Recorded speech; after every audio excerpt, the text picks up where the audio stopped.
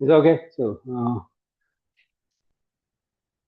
that is one application. The other application is that uh, because of this, you can always deform too many curves. So again, going back to this complex plane, if you have a region that is F is analytic, except maybe a certain point is singular. This is not. Uh, this is singular. It's non-analytic, so you cannot go through this proof. So, but then uh, you can like originally you have a loop C sub one, value that uh, this may or may not contain a singularity, but then this this integral I going through the loop C sub one, uh, the value will not change if we just move or deform Z so continuously. So each point just go out a little bit or go significant distance. Doesn't matter going out to another curve. What we call it, deformation. You deform C sub one to C sub two, and during the deformation, the whole path will going through regions. But as long as this path doesn't pass through the singularity, then this will be the same.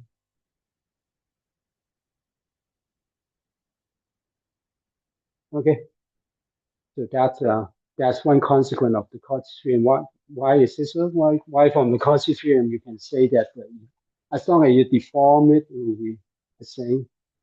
Can you see that? Why? Because it's zero. It's not zero. I already said that it might not be zero because there could be a singularity inside or more singularity inside. So this is not defined at first as zero.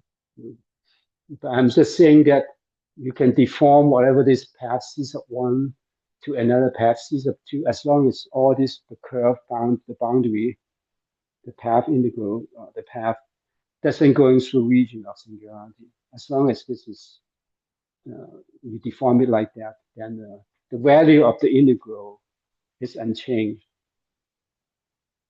And now I'm asking the question why from the Cauchy theorem you can say that. If it's deformed and if we take another loops, negative loop, other loops that has been increased, those are zero, so the values should be the same. You probably are on the right direction, but it's still not quite clear how you deform that. So if deformed and we are taking the extra deformed pieces as some other loop and we are trying to add it. You want to add something to make it a single loop. Yes. That is the way to see it, right? So we can connect these two loops into a single loop. Now let's just you can choose at any arbitrary point. But this is C sub two going along this path, then going to C sub one. Now continue the negative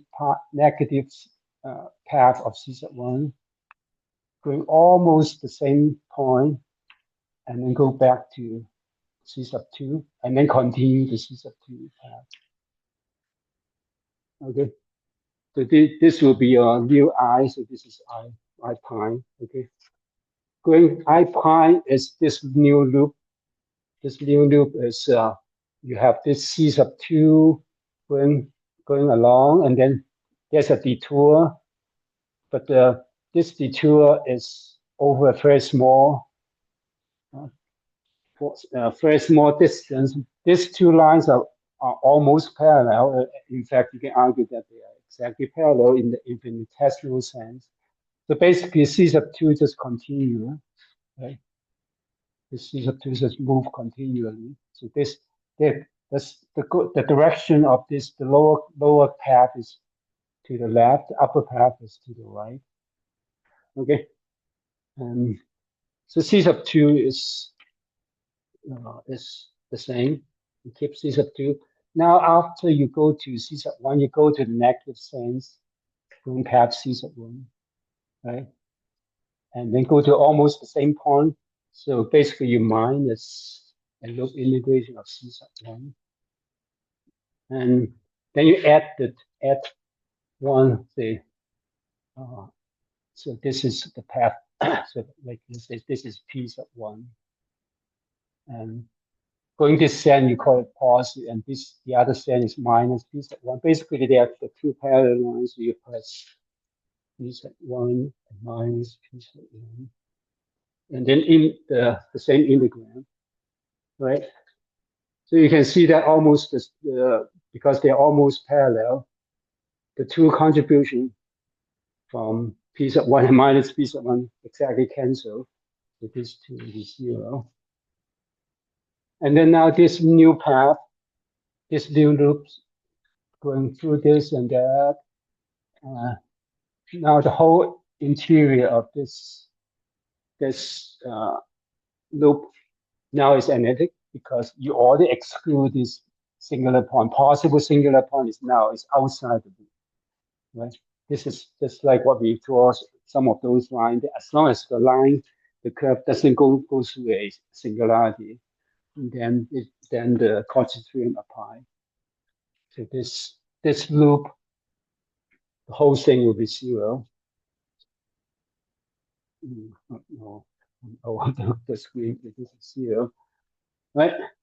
If this is 0, then obviously these two are the same because there's a negative sign.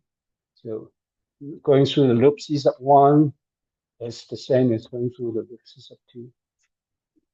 Okay, so that is another consequence of the Cauchy theorem, and this is very helpful. This can be very helpful in evaluating integral because sometimes whatever the original path is not easy to do your analysis or your calculation.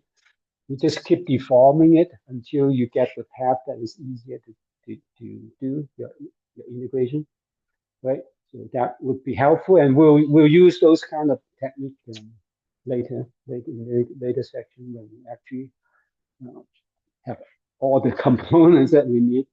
And that's one of the things that can help us to do integration, just deform the curve. As long as this deformation does not going past a singular point. Okay, so that is another consequence. And what else? And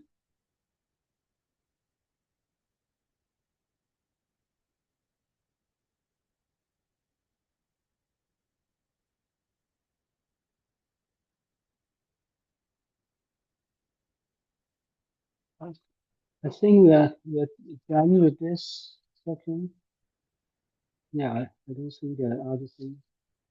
So that's an explanation why the original the two examples they give you the same. So the square remember that the circle